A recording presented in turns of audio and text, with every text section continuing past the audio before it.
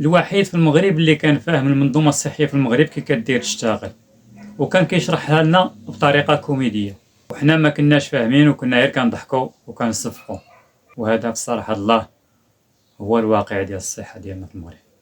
نشوفوا الفيديو. علاش ما فكرتيش تمشي تبني مستشفى؟ سبيطارو؟ ليش؟ كيفاش علاش باكبور باش الناس يداوى؟ واش يداوي الناس؟ باكبور باش ما يموتوش. واش بغيتي عندهم ما يموتوش؟ واش داروا لك؟ مالكم مع الموت؟ مالكم مع الموت؟ انت كون ما كانش الموت كون ما تصيبش حتى منين دوز.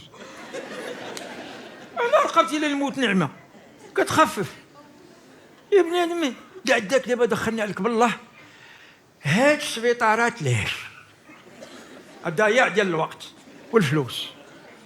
بنادم دار 60 عام في الميزيريه الكحله،